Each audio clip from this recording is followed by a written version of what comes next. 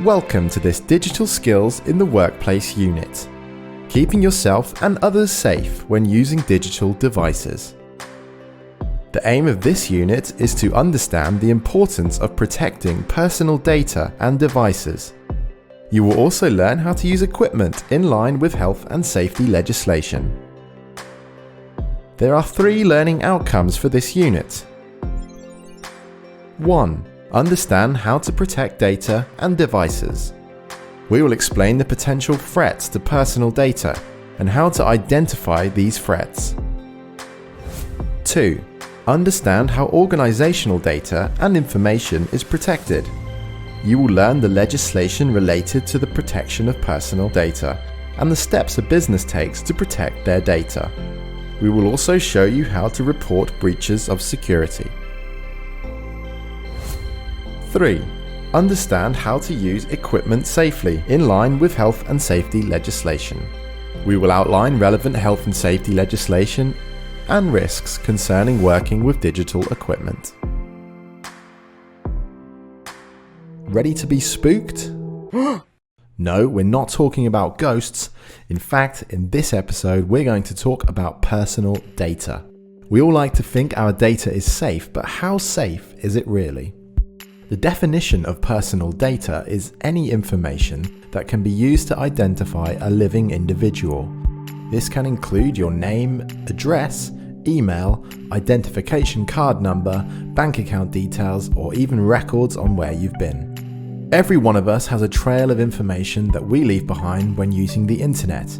It includes the websites you visit, emails you send, and information you submit to online services. This is called a digital footprint, and criminal hackers could really make use of the information. Your data could be sold, used to withdraw money, or even used to hold you to ransom over its release. One of the things hackers do is they do a huge trolling through the web to find every bit of information about you. If it's your date of birth, where you live, who you live with, all that sort of stuff, and they can put together a personal ID on that. They can go off and open up a bank account, they can get a loan, they can do some people even done mortgages in other people's names, and suddenly somebody's covered with this huge debt, which has nothing to do with them. Scary stuff. The term hacker is used to describe someone who discovers and exploits a computer system's weakness or vulnerability. Not all hackers are criminals. For instance, ethical hackers are hired by companies looking to increase their security and protect them from malicious cyber attacks. A cyber attack is an attempt to expose, alter, disable, destroy, steal, or gain unauthorized access to an asset. The victims can range from single users to big organizations, and cyber attacks come in many forms. One of the most common forms of cyber attack is called phishing. With phishing, the victim will receive an email with a link to click on or software to download. This email could claim to be a request from their bank, a note from a colleague, or anything else that encourages them to follow the instructions in the email.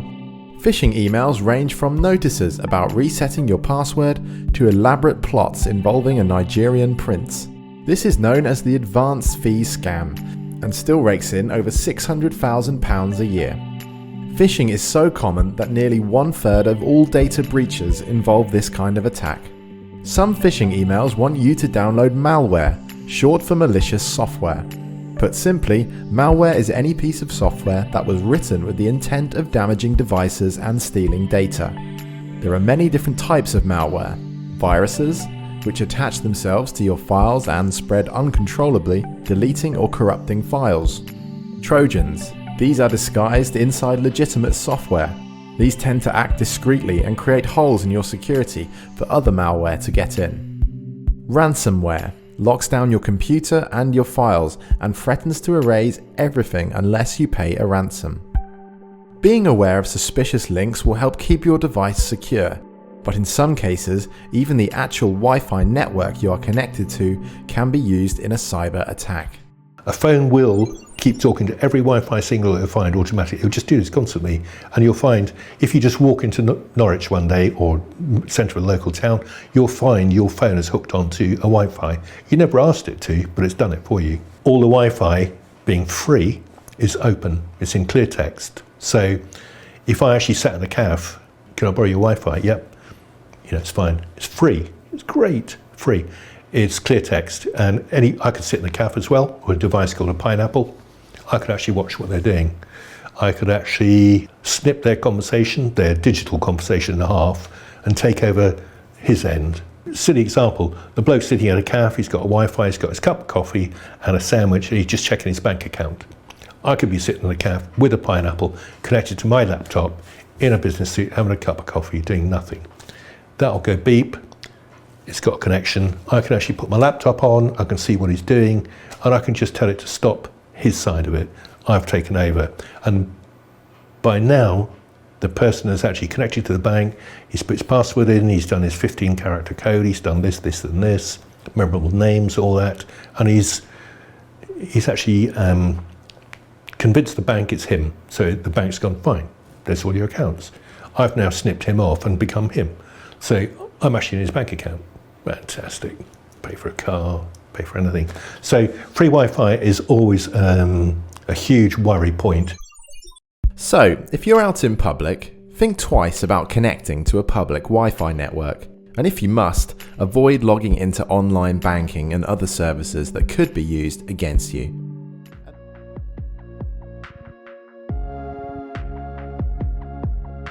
The one thing that people don't realise about being safe with digital devices, they don't realise how open they are and how they will talk to anything.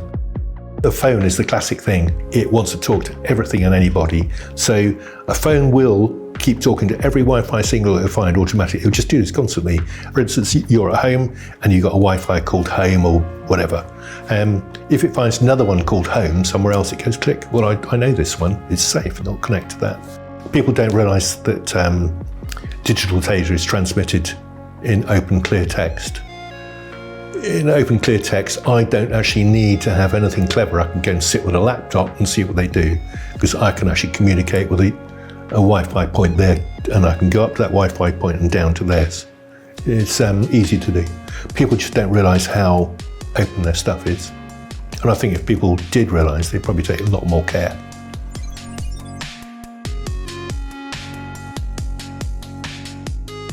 You can get software called a VPN, which you put on your device. VPN, I think VPNs cost about £3 a month. That will take everything you do to any free Wi-Fi and it'll encrypt it entirely. So nobody else can get in. They can see what you're doing, or they can see you've got connection, but they can't understand any of it because it's scrambled, it's been encrypted. So anybody who uses free Wi-Fi from a phone or a laptop, get a VPN, so cheap. It's a no-brainer.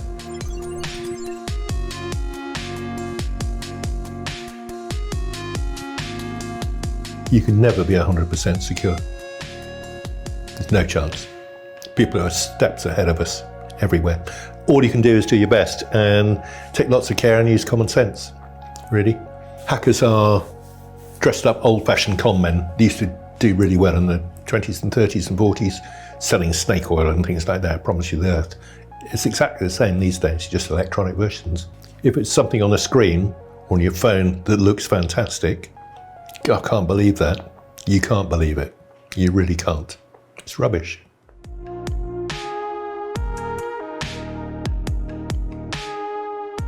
It is really hard to identify insecure websites.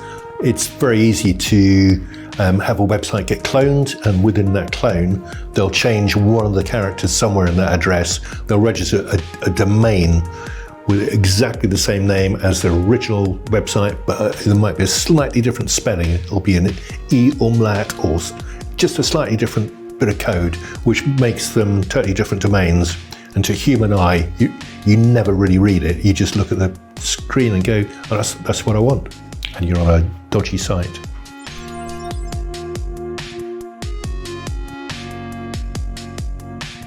HTTPS, you'll see this when you go to a website now. HTTP was the original starting point of a web address. HTTPS has been put on now because it's more secure.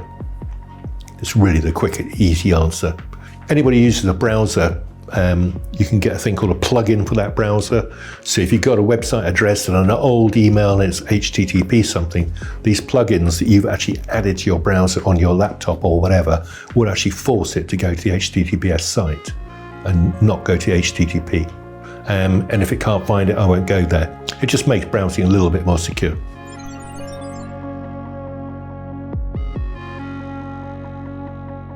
Well, if you go on an insecure website, you're going on a website that you really don't know why you're going on there. You think you're going there for a reason, but that website is full of pretty horrible things. You can have things called drive-by downloads on a website.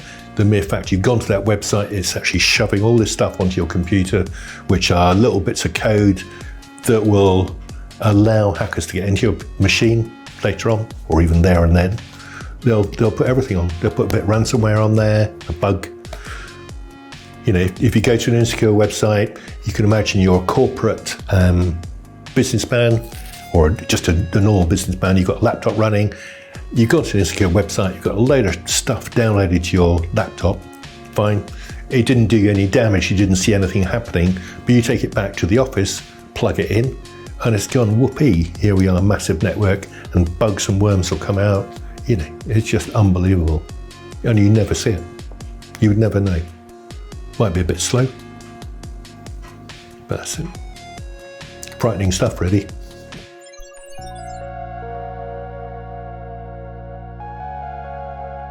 I had the one instance where a company, local company, was ransomwared by that one method. They actually went to an insecure website. They didn't know it. And that was it. They just downloaded a ransomware package, which then started up the next day when they came back in and switched everything on. Ransomware went, yep, and here we go. And it just ripped through the whole system, did everything. And that's it for this episode. But before we go, let's recap what we've learned so far. We learned what personal data includes, as well as how hackers can use your digital footprint to build a profile on you. We learned what a cyber attack is and the various forms of cyber attack, including phishing. We also learned about different types of malware, including viruses, trojans, and ransomware. And finally, we learned how public Wi-Fi networks can be used to hack into your internet-connected devices. Unlike ghosts, cyber attacks are real, and any one of us could fall victim to one. But fear not, there are ways that we can protect our personal data from phishing, malware, open Wi-Fi attacks, and all of the other sneaky tactics used by criminal hackers.